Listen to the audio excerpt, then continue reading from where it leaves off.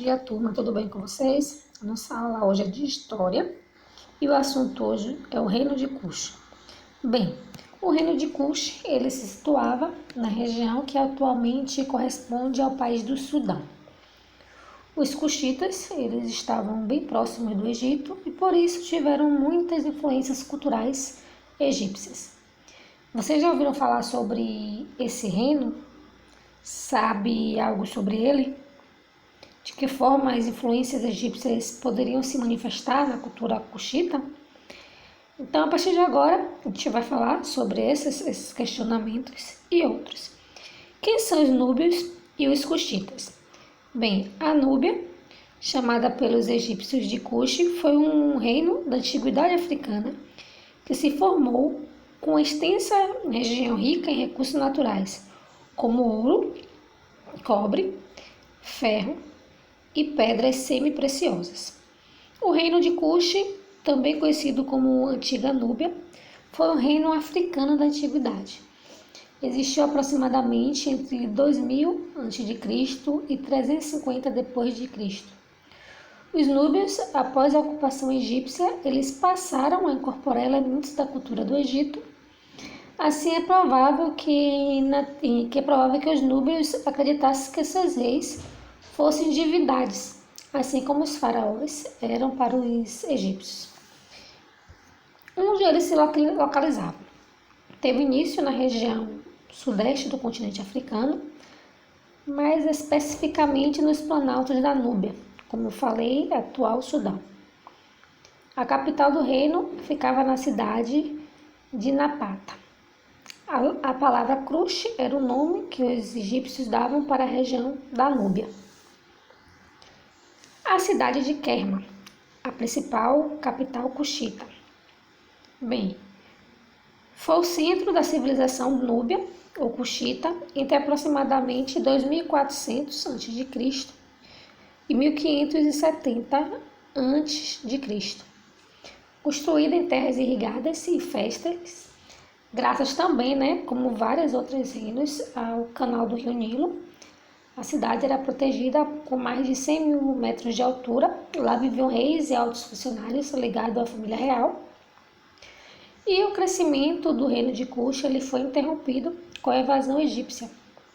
E durante aproximadamente 500 anos, as rotas comerciais e as minas de ouro dos Kushitas ficaram sob o controle dos faraós egípcios.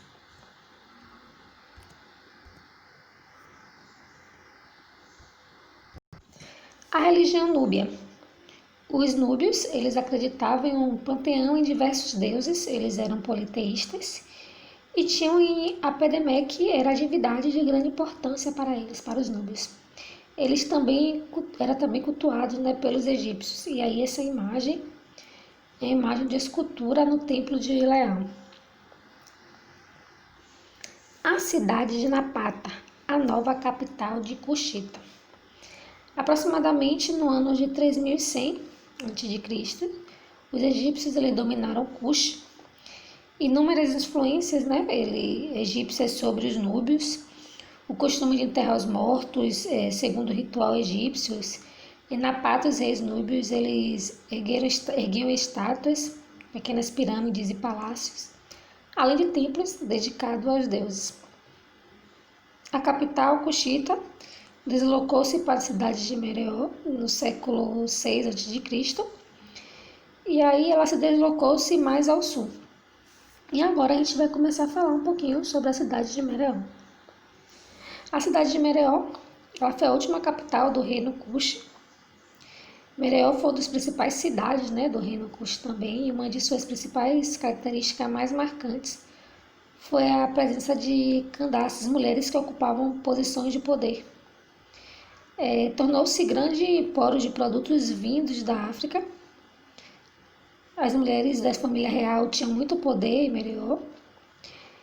O motivo que levou à troca da capital do reino de Kush para Mereó foi a invasão do exército egípcio, que com a ajuda dos gregos escolheram Mereó por estar mais distante geograficamente dos inimigos. Então, após a mudança da capital do reino de Kush, Napata ela seguia um centro religioso do reino de Kush, onde eram enterrados os monarcas, e a capital Mereó constituiu-se como um centro político e econômico. A escrita não foi totalmente decifrada. Por que essa escrita não foi totalmente decifrada? Os pesquisadores, eles não conseguem identificar, né? Eles já conseguem identificar os sons de cada um dos sinais da escrita de Mereó, porém, eles não conseguem interpretar as palavras que formam. Por isso que até hoje a escrita não foi totalmente decifrada. Desenvolvida a partir da escrita hieroglífica no Egito, a escrita mereótica era alfabética e tinha duas formas distintas. A primeira delas era mais restrita, era destinada a documentos religiosos e reais. E a segunda, mais utilizada que a anterior, era uma escrita cursiva, derivada do demótico egípcio. E agora nós vamos para o tema 4, falar sobre o comércio e agricultura em Mereó. O último reino de Kush teve como centro a cidade de Mereó. O período meroita foi o auge do desenvolvimento cultural e econômico cuxita, marcado por inúmeras rotas de comércio. Então, devido à localização geográfica de Núbia, durante a antiguidade, a região ela se constitui um verdadeiro entrocamento de caminhos. Então, eles podiam se deslocar em contato com várias civilizações africanas, além dos povos asiáticos e do norte do Mediterrâneo. Desse modo, artefatos, técnicas, ideias circulavam em toda a região. Então, foram justamente essas rotas comerciais, iniciadas por volta de 3100 a.C., que ficaram estabelecidas no que ficou conhecido como Corredor Núbio, que promoviam a integração entre a África subsaariana e as civilizações mediterrâneas. A irrigação de maneira intensificada possibilitou o desenvolvimento da cultura de diversos cereais, como cevada, sorgo, lentilha, além de pepino, melão, abóboras e uva. Já que eu falei muito sobre o Rio Nilo, o Rio Nilo acabava auxiliando nessa irrigação e intensificando esses produtos. A atividade econômica característica do reino de Kush foi a agricultura, como eu já falei, no Vale do Rio Nilo, aproveitando as terras férteis, né, que existiam e aplicando diversas técnicas de irrigação. Além da agricultura, a pecuária também era uma tradição antiga e era uma das fontes de alimento das populações também. O ouro de Kush era extraído de minas entre o Rio Nilo e o Mar Vermelho e exportado em grande quantidade para o Egito, devido à sua localização. Então, ele era um local que tinha os principais destinos das mercadorias, além do Egito, o mundo mediterrâneo, ao norte, Roma, e ao sul, Cartago, e posteriormente a Península Arábia.